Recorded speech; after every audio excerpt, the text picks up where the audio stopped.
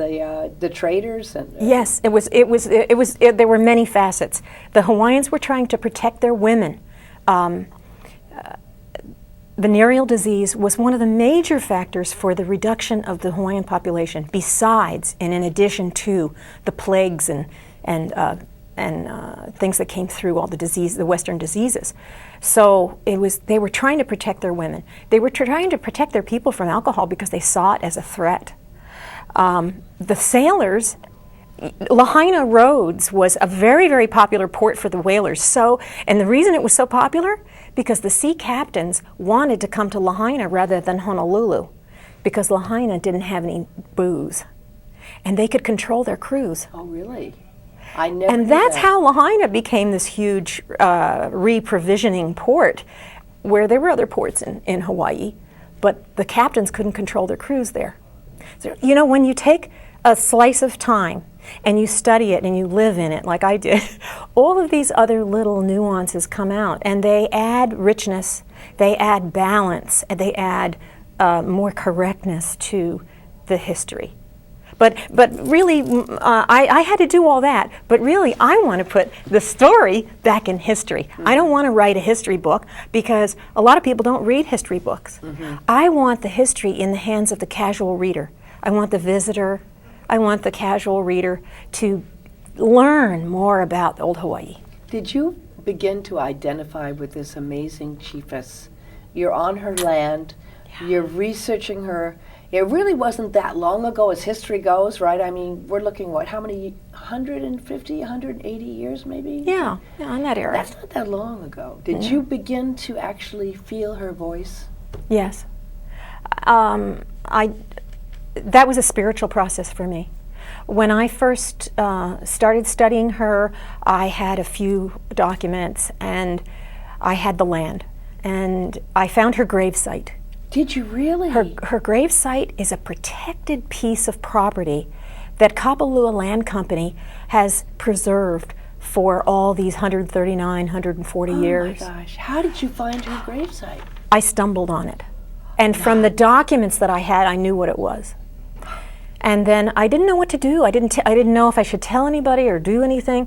So after I prayed about it, I decided to make a ho'okupu, which is an offering at that site. So I went and I prepared ho'okupu. I prepared myself, and I went up and I prayed. After that happened, a research archivist that I've been working with at the Bishop Museum Archives called me and said, "Oh, I had a wonderful find. I found Kale Davis's Mele Inoa. That is her name chant." And I said, "Oh my goodness, send it to me." So she sent it to me. Oh my. And I read this name chant, and I realized that it was something so personal that I could never use it. I could never use it in my book. So I said, well, what to do now? So I translated the whole thing for myself so that I understood what it was. And then I went to her graveside and I read it to her. After that, relatives of hers started to show up, things started to happen, the story started to come together. There was some connection made. And I believe that this kupuna wanted to be found. I believe that she wanted to be reconnected with her family. I've been able to reconnect her with the Adams in Kaneohe. There's lots and lots of them. The Davis family up on Waimea, Kamuela, and Waikoloa. The Paikawa arm, which are the Wilcoxes from Waihe'e and Kihei area. And the Keko'olanis, you know. Also the Mahoes from the Mala area of Lahaina. All of them. And they've gotten to know one another through the process too. So this book has been an amazing, transformative experience for you. How could you have ever known when you began this book, The Love Remains, how could you have ever known that what a journey it would take you on and other people who were relatives of this amazing Chiefess Kale? Yes, there's no way. Doors opened. I had to take courage and walk through them, but it was all done through much grace. It was a gift. And I am very, very cognizant of that. I'm very humble about it and very and I try just to get the story out, get the book to the relatives, try to hold up what it is, what my kuleana is.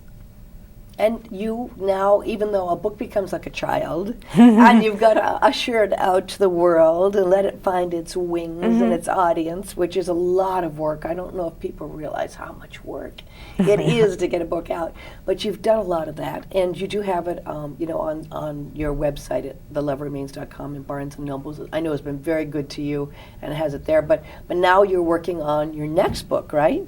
Yes.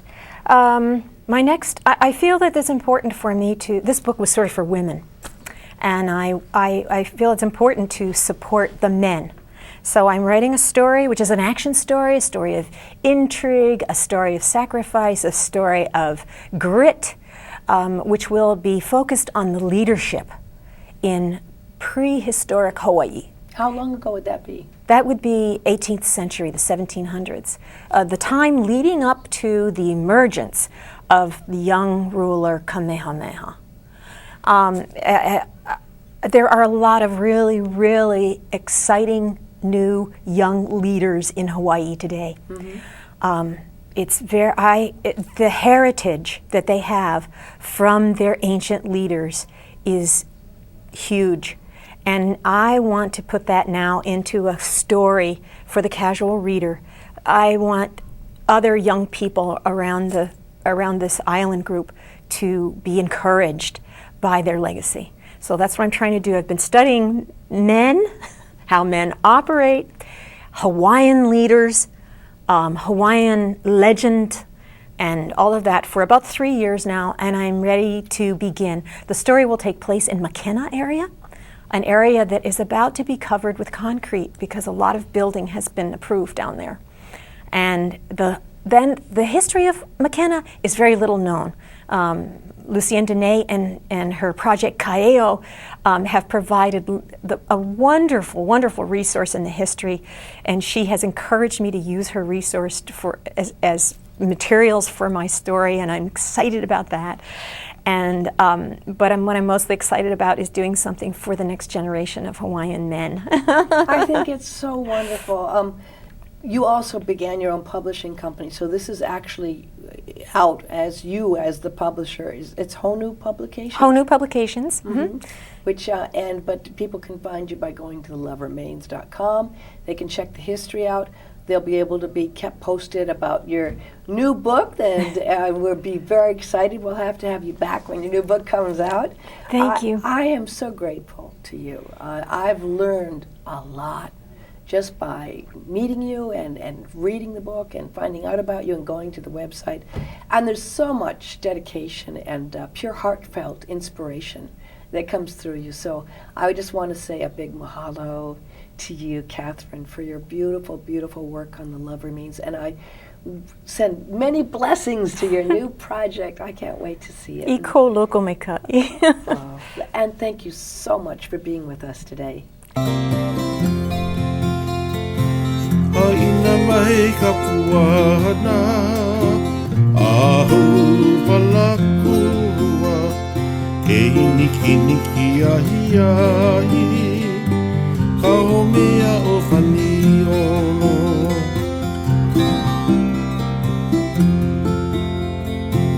Haina mai ka puana, ahu palakua, e niki niki ahi ahi